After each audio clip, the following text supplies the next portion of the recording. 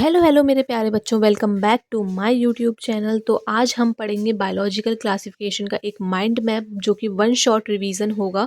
पूरा फुल जो मैं आपको बायोलॉजिकल क्लासिफिकेशन में जो भी कुछ चीज़ है वो मैं आपको बताऊंगी, क्योंकि नीट 2025 के लिए हमारे पास बहुत कम टाइम बचा है। इसलिए हम रोज़ एक नए चैप्टर का माइंड मैप रिवाइज करेंगे, फुल शॉर्ट रिवीजन करेंगे। तो चलिए चलते हैं। सबसे पहले बात करते हैं हम बायोलॉजिकल क्लासिफिकेशन के बारे में। बायोलॉजिकल क्लासिफिकेशन के दो किंगडम क्लासिफिकेशन थे। सबसे पहला आता है हमारा टू किंगडम क्लासिफिकेशन एंड दूसरा आता है हमारा फाइव किंगडम क्लासिफिकेशन।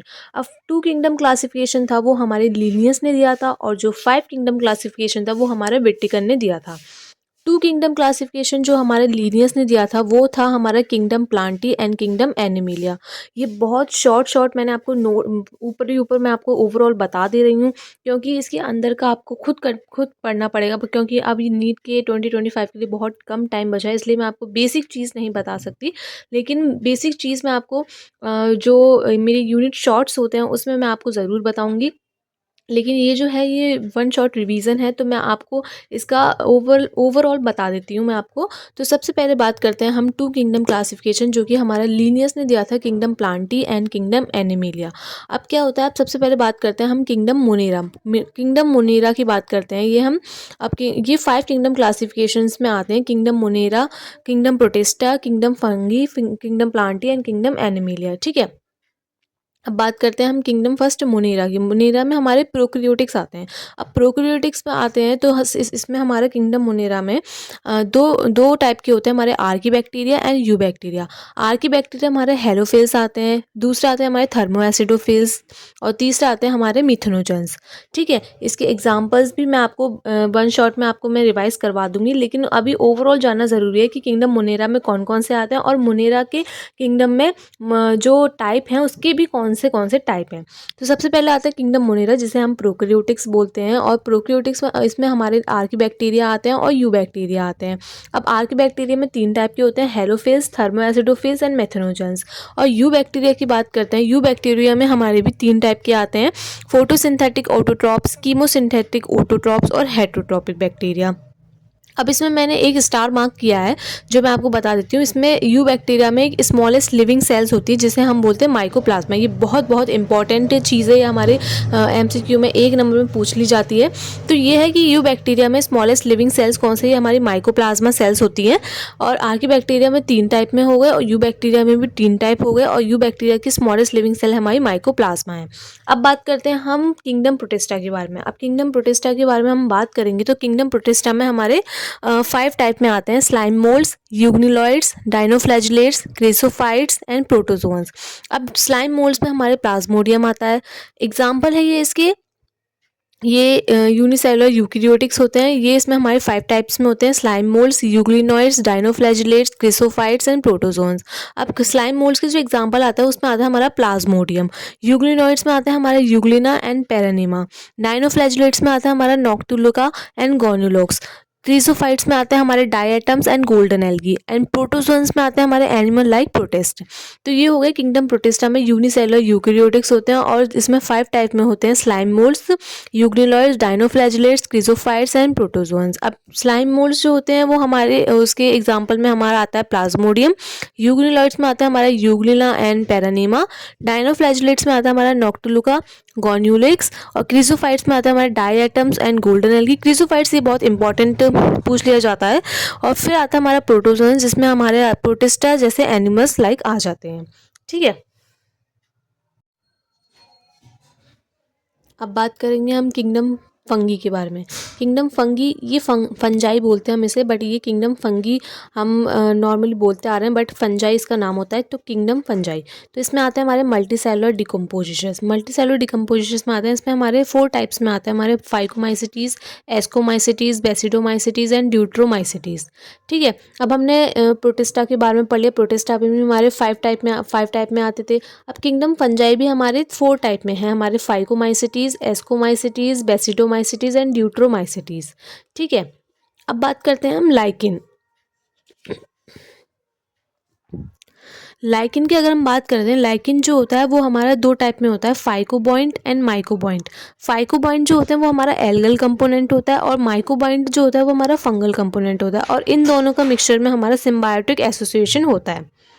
ठीक है। अब लाइकिन में मैं आपको दोबारा बता देती हूँ, लाइकिन जो है वो हमारे दो टाइप में होगा, फाइकोबाइंड और माइकोबाइंड। अब फाइकोबाइंड जो होगा वो एल्गल कंपोनेंट होगा, माइकोबाइंड होगा वो फंगल कंपोनेंट होगा, और इन दोनों का जो मिक्सचर होगा वो हमारा सिम्बायोटिक एसोसिएशन बनाएगा। नेक्स्ट टॉपिक आता है हमारा वायरस। वायरस की बात करते हैं। वायरस में हमारे मैंने क्या लिखा है इसमें, they are the non cellular organisms which remain in inert crystalline form outside the living cell. Living cell के आउटसाइड ये जो होती है नॉन सेलुलर ऑर्गेनिम्स होती है, जो कि इनर्ट क्रिस्टलाइन फॉर्म में रहती है, लिविंग सेल के बाहर। नॉन सेलुलर ऑर्गेनिज्म होती है ये, जो कि इनर्ट क्रिस्टलाइन की फॉर्म में लिविंग सेल के बाहर रहती है। As they infect the cell, जब ये सेल को इन्फेक्ट कर देती है, they take over the machinery of host cell killing the host. Non cellular organisms which remain inert crystalline form outside the living cell, जब ये इन्फेक्ट करती है सेल को, तो ये they take over the machinery of host cell, host को मार के ये होस्ट सेल की मशीनरी को टेक ओवर कर लेती है। ठीक है। अब बात करते हैं हम वायरॉइड्स। तो हमने वायरस के बारे में बात कर लिया। वायरस हमारा क्या कहता है, they are the non cellular organisms which remain in inert crystalline form outside the living cell. ये एक नॉन सेलुलर, इसमें सेल्स नहीं होती है, ये नॉन सेलुलर ऑर्गेनिम्स होते हैं जो कि remain in inert crystalline form, ये इनर्ट क्रिस्टलाइन फॉर्म में रहते हैं लिविंग सेल के बाहर, outside the living cell. As the they infect the cell, जब ये सेल्स को इन्फेक्ट करते हैं तो ये होस्ट सेल्स को मार के ये होस्ट सेल की मशीनरी को टेक ओवर कर लेते हैं। ठीक है। अब बात करते हैं हम वायरॉइड्स की। वायरॉइड्स हमारा क्या कहता है, वायरॉइड्स जो होते हैं वो हमारे इन्फेक्शियस एजेंट होते हैं जो कि इन्फेक्शन कॉज करते हैं और स्मॉलर देन द वायरस, और ये वायरस से स्मॉलर होते हैं। ठीक है। तो ये वायरस और वायरॉइड्स का है ये। नेक्स्ट देखते हैं हम। अब ये 5 किंगडम्स हैं हमारे, kingdom Monera, kingdom Protista, kingdom Fungi, kingdom Plantae and kingdom animalia. और ये इनकी कैरेक्टर्स हैं कि इनकी सेल टाइप कैसी होती है, ये इनकी सेल वॉल कैसी होती है, इनकी न्यूक्लियर मेम्ब्रेन्स कैसी होती है, इनकी बॉडी ऑर्गेनाइजेशन कैसी होती है, इनका मोड ऑफ न्यूट्रिशन कैसा होता है। तो ये मतलब 5 किंगडम्स है। ये मैं इसका ओवरऑल बता देती हूँ कि इसमें सेल मतलब हमारा एनसीईआरटी में क्या है कि हमें डिटेल में पढ़ना पड़ा, इसकी सेल टाइप हमारी ये है, ये ऐसे बच्चों को याद नहीं हो पाती है, तो मैंने एक टेबल की फॉर्म में इसको लिख दी है ताकि आप लोगों को याद हो जाए। तो इसमें cell type, cell wall, nuclear membrane, body का ऑर्गेनाइजेशन और न्यूट्रिशन का मोड कैसा है, तो ये आपको इजी तरीके से इधर मिल जाएगा, तो आप इजी तरीके से इसको मेमोराइज कर पाएंगे। तो सबसे पहले बात करते हैं हम किंगडम मोनेरा की। किंगडम मोनेरा में जो सेल की जो टाइप होती है वो हमारी प्रोक्रियोटिक सेल होती है। ठीक है। अब बात करते हैं इसकी सेल वॉल की। सेल वॉल इसकी नॉन सेलुलोजिक होती है, इसमें पॉलीसेकेराइड प्लस अमीनो एसिड होते हैं। इसकी नॉन सेल्यूलोजिक सेल वॉल होती है जो कि पॉलीसेकेराइड प्लस अमीनो एसिड की बनी हुई होती है। अब न्यूक्लियर मेम्ब्रेन की बात करते हैं तो इसकी न्यूक्लियर मेम्ब्रेन जो होती है वो हमारी एब्सेंट होती है, न्यूक्लियर मेम्ब्रेन इसमें नहीं होती है। बॉडी का ऑर्गेनाइजेशन की बात करते हैं तो बॉडी के ऑर्गेनाइजेशन में ये सेलुलर बॉडी ऑफ ऑर्गेनाइजेशन होता है क्योंकि इसमें सेल्स होती हैं। ठीक है।